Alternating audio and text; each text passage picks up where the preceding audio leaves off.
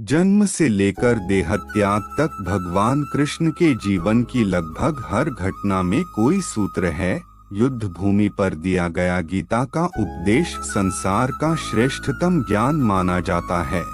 भगवान कृष्ण के जितने नाम हैं, उतनी कहानियां। जीवन जीने के तरीके को अगर किसी ने परिभाषित किया है तो वो कृष्ण हैं। कर्म से होकर परमात्मा तक जाने वाले मार्ग को उन्हीं ने बताया है। संसार से वैराग्य को सिरे से नकारा, कर्म का कोई विकल्प नहीं, ये सिद्ध किया। कृष्ण कहते हैं, मैं हर हाल में आता हूँ जब पाप और अत्याचार का अंधकार होता है, तब भी जब प्रेम और भक्ति का उजाला होता है, तब भी दोनों ही परिस्थिति में मेरा आना निश्चित है।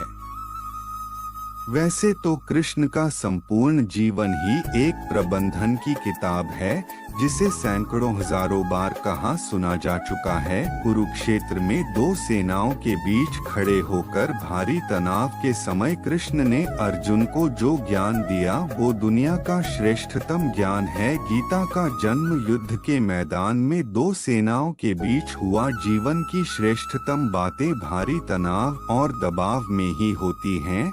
अगर आप दिमाग को शांत और मन को स्थिर रखने की कोशिश करें तो सबसे बुरी परिस्थितियों में भी आप अपने लिए कुछ बहुत बेहतरीन निकाल पाएंगे। ये कृष्ण सिखाते हैं। गीता पढ़ने से पहले अगर इसी बात को समझ लिया जाए तो गीता पढ़ना सफल हुआ।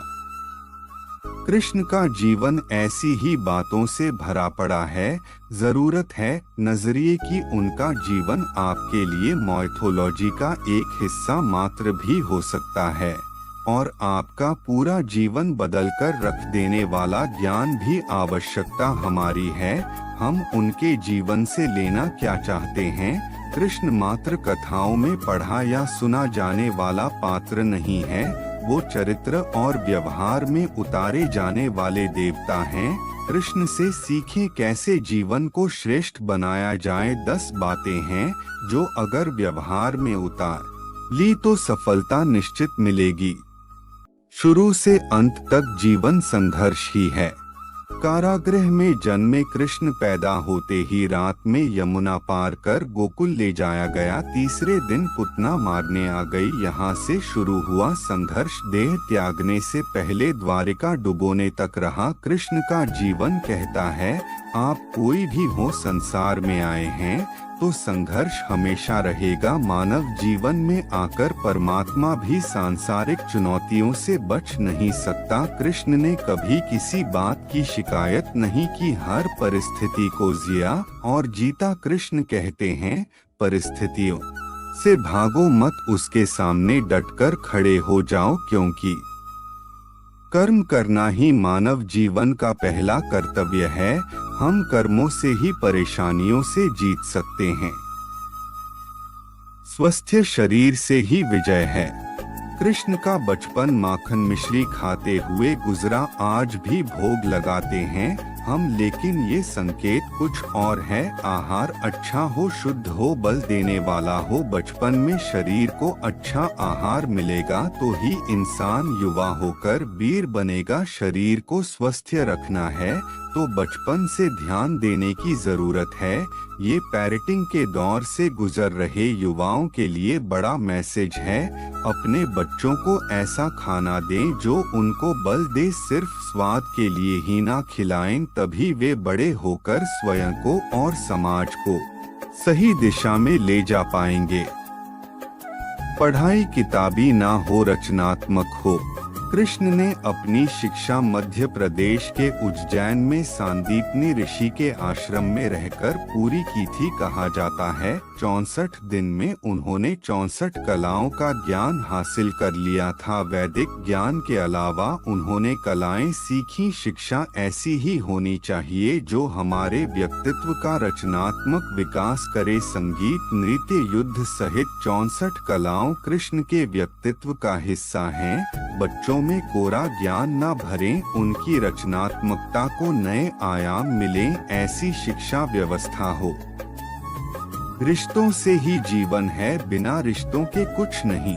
कृष्ण ने जीवन भर कभी उन लोगों का साथ नहीं छोड़ा जिनको मन से अपना माना। अर्जुन से वे युवावस्था में मिले ऐसा महाभारत कहती है, लेकिन अर्जुन से उनका रिश्ता हमेशा मन का रहा। सुदामा हो या उद्धव, कृष्ण ने जिसे अपना मान लिया उसका साथ जीवन भर दिया। रिश्तों के लिए कृष्ण ने कई लड़ाइयाँ लड़ी और रिश्तों से ही कई लड़ाइयाँ जीती। उनका सीधा संदेश है, सांसारिक इंसान की सबसे बड़ी धरोहर रिश्ते ही हैं। अगर किसी के पास रिश्तों का थाती नहीं है तो वो इंसान संसार के लिए गैर जरूरी है। इसलिए अपने रिश्तों को दिल से जिए, दिमाग से नहीं। नारी का सम्मान समाज के लिए जरूरी। राक्षस नरकासुर का आतंक था। करीब 16,100 महिलाओं को उसने अपने महल में कैद किया था। महिलाओं से बलात्कार में उसे सुख मिलता था। कृष्ण ने उसे मारा, सभी महिलाओं को मुक्त कराया, लेकिन सामाजिक कुरीतियां तब भी थीं। उन महिलाओं को अपनाने वाला कोई नहीं था। खुद उनके घर वालों ने उन्हें दूषित मानकर त्याग दिया। ऐसे में कृष्ण आगे आए। सभी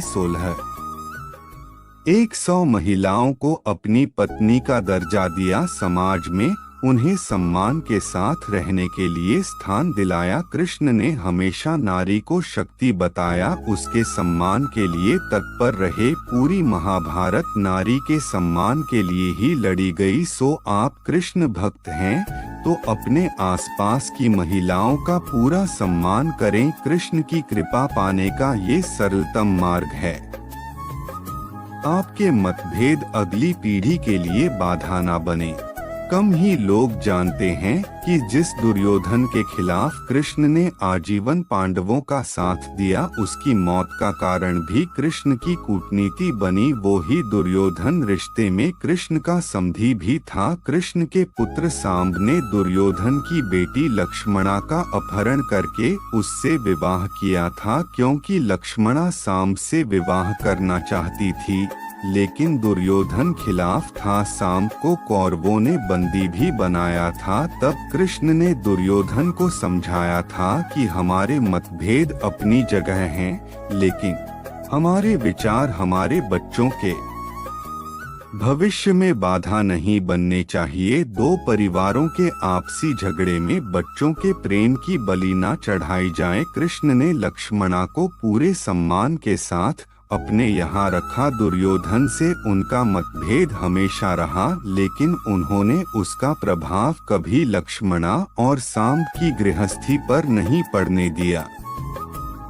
शांति का मार्ग ही विकास का रास्ता है।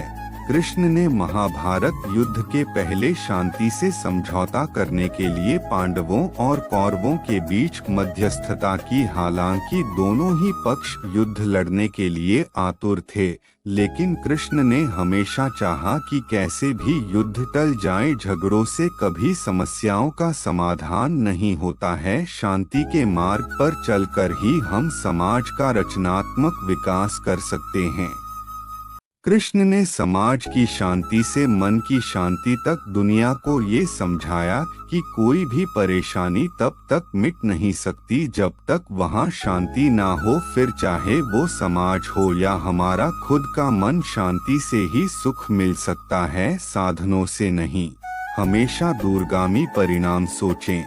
महाभारत में जुए की घटना के बाद पांडवों को वनवास हो गया। कृष्ण ने अर्जुन को समझाया कि ये समय भविष्य के लिए तैयारी करने का है। महादेव शिव, देवराज इंद्र और दुर्गा की तपस्या करने को कहा। कृष्ण जानते थे कि दुर्योधन को कितना भी समझाया जाए, वो पांडवों को कभी उनका राज यह नहीं लौटाएगा।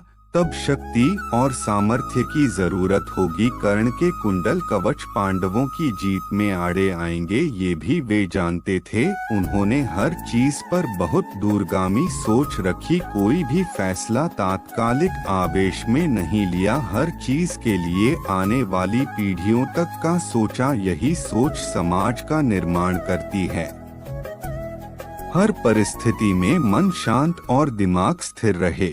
पांडवों के राजसूय यज्ञ में शिशुपाल कृष्ण को अपशब्द कहता रहा छोटा भाई था, लेकिन मर्यादाएं तोड़ दी। पूरी सभा चकित थी, कुछ क्रोधित भी थे, लेकिन कृष्ण शांत थे, मुस्कुरा रहे थे। शांति दूत बनकर गए तो दुर्योधन ने अपमान किया। कृष्ण शांत रहे। अगर हमारा दिमाग स्थिर है, मन शांत है, तभी हम कोई सही निर्णय ले पाएंगे। आवेश में हमेशा हादसे होते हैं, ये कृष्ण सिखाते हैं। विपरीत परिस्थितियों में भी कभी विचलित नहीं होने का गुण कृष्ण से बेहतर कोई नहीं जानता।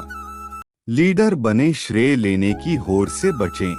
कृष्ण ने दुनिया भर के राजाओं को जीता था, जहां ऐसे राजाओं का राज था जो भ्रष्ट थे, जैसे जरासंध, लेकिन कभी किसी राजा का सिंहासन नहीं छीना। कृष्ण के पूरे जीवन में कभी ऐसा नहीं हुआ कि उन्होंने किसी राजा को मारकर उसका शासन खुद लिया हो। जरासंध को मारकर उसके बेटे को राजा बनाया जो चरित्र का अच्छा था। सभी जगह ऐसे लोगों को बैठाया जो धर्म को जानते थे, कभी किंग नहीं बने, हमेशा किंगमेकर की भूमिका में रहे। महाभारत युद्ध में भी खुद हथियार नहीं उठाया, पूरा युद्ध कूटनीति से लड़ा। पांडवों को सलाह देते रहे, लेकिन जीतने का श्रेय भीम और अर्जुन को दिया।